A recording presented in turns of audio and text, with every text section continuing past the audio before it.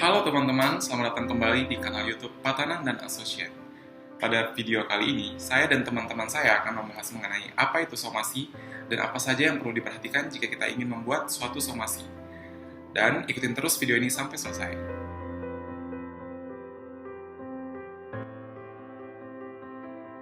Somasi adalah suatu istilah yang dapat kita artikan sebagai teguran atau peringatan. Nah, jika kita berbicara tentang somasi, sebenarnya dalam kitab Undang-Undang Hukum Perdata sendiri, itu tidak ada yang menjelaskan somasi itu secara jelas. Namun demikian, karena somasi seperti yang saya bilang tadi, bahwa dia diartikan sebagai peringatan atau teguran, maka jika kita mengacu kepada kitab Undang-Undang Hukum Perdata, pasal yang relevan yang dapat kita gunakan ialah pasal 1238 kitab Undang-Undang Hukum Perdata.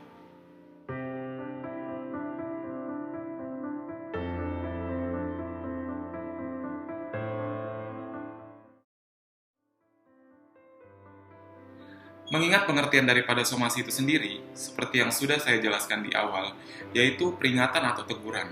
Maka, tujuan somasi itu adalah memberikan peringatan atau teguran kepada debitur yang lalai untuk kemudian debitur tersebut melakukan kewajiban hukumnya sesuai dengan hal-hal yang telah diperjanjikan.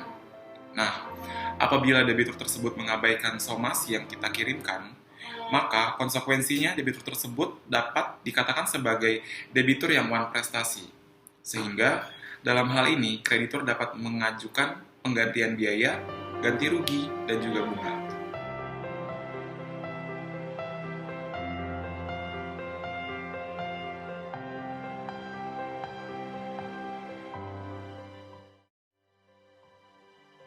Di dalam hukum, somasi tidak hanya berfungsi sebagai alat teguran atau sebagai alat peringatan kepada debitur yang lalai saja, tetapi somasi juga bisa dijadikan bukti itikat baik kreditur untuk kemudian debitur yang lalai tadi untuk menyelesaikan persoalan secara musyawarah mufakat atau untuk menyelesaikan masalah tersebut secara kekeluargaan. Somasi merupakan teguran supaya debitur memenuhi prestasi. Dari situlah somasi memiliki arti kalau debitur belum berprestasi. Somasi sangat penting dalam rangka untuk melindungi hak kreditur untuk protes jika kreditur menerima barang lain yang telah dijanjikan oleh debitur jika si kreditur tidak puas atau keberatan dengan hal tersebut dan kepentingan pihak pembuatnya. Oleh karena itu, somasi sangat penting dengan khususnya dalam dua hal sebagai berikut. Yang pertama, bisa digunakan sebagai sebuah tindakan preventif atau pengingat bagi pihak lain supaya tetap on the track agar sama-sama terhindar dari pertikaian hukum antara kedua belah pihak sehingga hubungan jangka panjang akan terjaga. Yang kedua, bisa digunakan sebagai salah satu bukti pelengkap dalam persidangan, misal terkait dengan pembuktian bahwa sebelumnya telah melakukan upaya preventif dengan mengirimkan surat somasi atau teguran atau himbauan kepada pihak tergugat agar segera memenuhi pertanggungjawaban.